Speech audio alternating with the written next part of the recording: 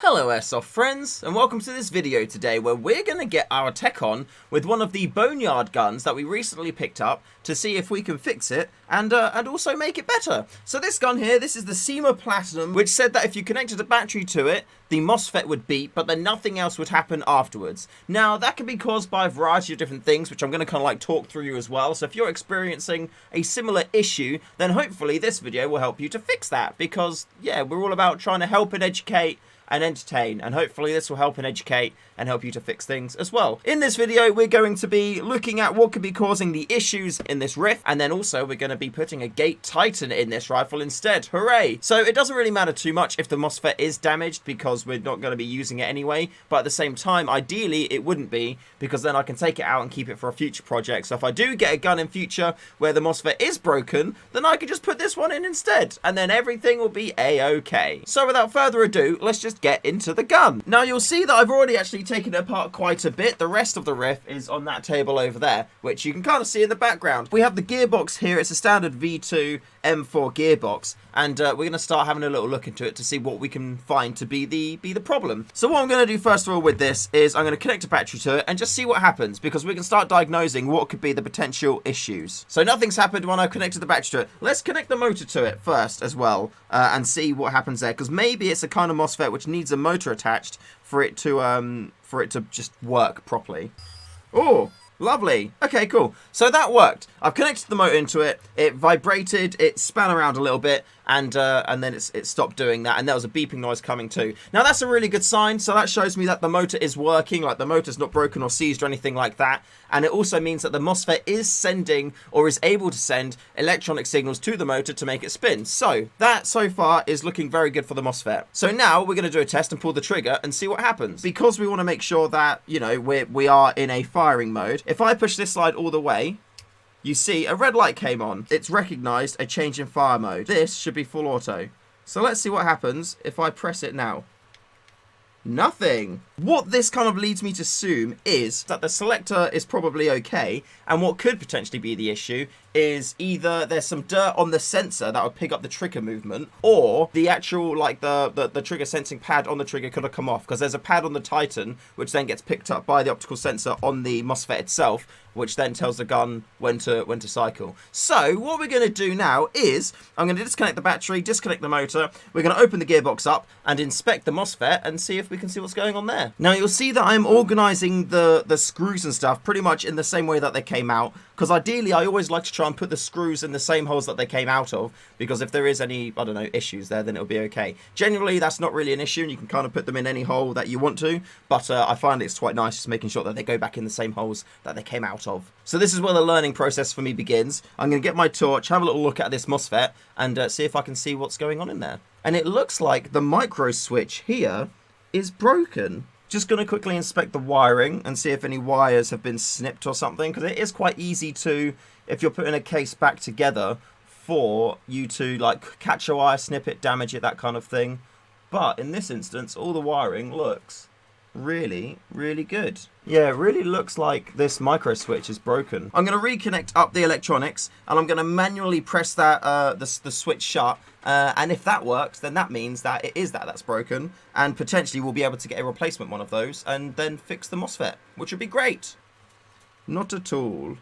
Okay, so I managed to remove the micro switch, but sadly it didn't seem to survive, because now it's in multiple different pieces. So I don't think we're going to be able to salvage this switch. I'm going to put that MOSFET to the side, and we're going to start putting in the Gate Titan. Now the Titans can be super easy to install. Hopefully we won't have to do any modifications to the gearbox. Sometimes you do have to cut a few bits off in order to get them in. So we're just going to grab it and start putting that in. Now this is the Gate Titan V2 rear wired version, and I actually run this myself in my Crytek M4, and I bloody love it. It's such a cool bit of kit. Like, I highly recommend anyone who isn't currently using a Gate Titan to use one. Seriously, it'll change your life. The stuff you can do with this is really cool.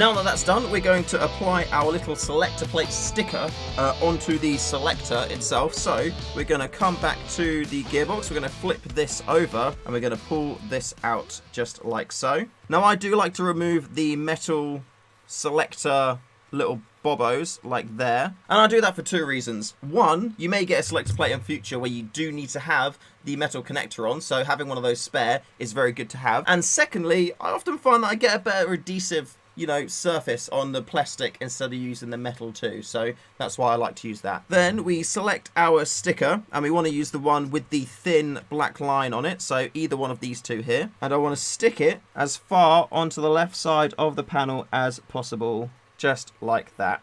Now there are two other options included as well. You get a larger black line and a no black line at all, so it does recommend to start off with the thin one here, and then you'll go into the calibration mode of the rifle, and if you have any issues then you can swap it around, but so far I've not had any issues using just the thin version of the sticker.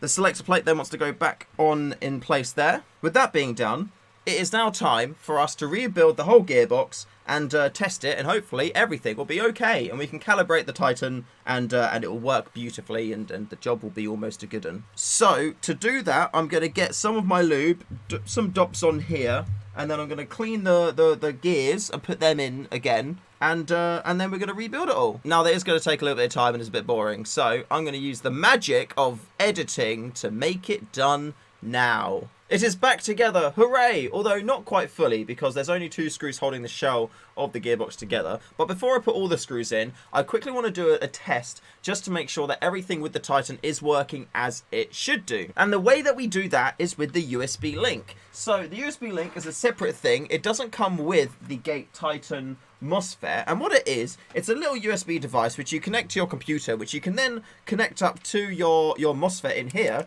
and you can test it, you can calibrate it, and you can program it and do tons of wonderful things. Now my one, I have already got connected to the computer. That's what it is. So all it is a DINS connector which you plug your MOSFET into, and then there's a little blue light, and then you can do lots of fancy stuff with your MOSFET. Now we're not going to do fancy things right now. What we're going to do is just make sure that everything is kind of like connected up and working as it should do. So if I come into the software here, you can see that we've got the USB link is being picked up. I'm going to grab my MOSFET and I'm going to connect it into the battery part, just like so. There we go. And it's recognizing, and it sees that we've got a Titan V2 Advanced in there. With that being all connected, we want to look at trigger and selector, because we want to know that the trigger is working properly, and we also want to know that the selector switch is also working properly too. If everything has gone well, you will see these little lights change, and you'll see this bar kind of go up and down. So I'm pulling the trigger now. Hey, perfect! See that? Absolutely perfect, and we are spot on in all of our trigger movement. That is so cool. Now I'm not going to go through like programming it and whatnot, but essentially you see it says fire here. We could change it so it fires at this point, and now that trigger response, the slightest touch of the trigger, it means it's going to fire. How sick is that? So that's the trigger working perfectly fine, which is great. We're now going to come into the selector as well. Select selector, and I'm just going to move it around, and there we go. You can see I'm moving it, and it's changing from safe to semi to auto. Now we will calibrate this once it's in the gun. At the minute, because there's nothing holding the selector plate on, we do need to get it back in the riff, and then we'll recalibrate it once it's there. But at this point, I like to do it just because if there is any issues, you can take it back apart, you can clean the sensors if you need to, but luckily for us, everything has worked out just fine. So that means I can now rebuild the entire rifle, and yeah, do some test shots. And once again, through the magic of editing, it is all together. Although I've not put the closey bit on there just yet, just because I'm kind of like, it doesn't really need to be, and you can just shove that in there. So yeah, it is all done, and oh my god, it is so unbelievably nice. I'm sad that I've already sold it. Like, oh my god, I've forgotten how cool like Titans just make guns out of the box. So your safety is on. I've calibrated the selector switch, and just ready. Listen to this. Oh my days. Let's have a quick look at the rate of fire as well. That is lovely. That is so nice. That trigger response is just absolutely insane. I can't even get over it. Like, that is so nice. Oh my god. Yeah. Amazing. So there we have it. Happy ending after all. I'm going to give this a bit of a wipe down now, give it a bit of a tidy up, get it in the box, and yeah, let my chap know that everything is all done. It is a shame that the original MOSFET was broken, although at the same time, it's kind of, you know, that's the reason why they're boneyard guns. You know, you can't expect to get every single one and have an easy fix, or expect there not to be any new parts that you're going to need to get to fix it. Although with this MOSFET, as it is, or as it only seems to be, the micro switch, I'm going to see if I can track down a replacement for that, put that in there, and yeah, fingers crossed we'll be in a good spot where we can put this in another riff in the future if we need to. Thank you all very much for watching. I hope you found this interesting and helpful in some way. And a huge shout out to all of my lovely Patreons for looking after the channel, supporting it, giving me your month-on-month support. It really does mean a lot. And yeah, I'm very, very thankful to all of you. I also want to give a big shout out to the Discord community. The StayFreshShoe Airsoft community is just absolutely insane. I love it. More people join every single day. And if you want to get involved in the Discord, then please do. There's a link in the description just below. Head on over, join there, get involved, get in the chats, and yeah, as soon as COVID and whatnot is over and we can get back to sites again, I'm going to be organising a nice group game for us all to go to. So yeah, join the Discord. It's great. You'll love it. And until next time, thank you again for watching. Remember to call your hits, and I'll see you in the next one.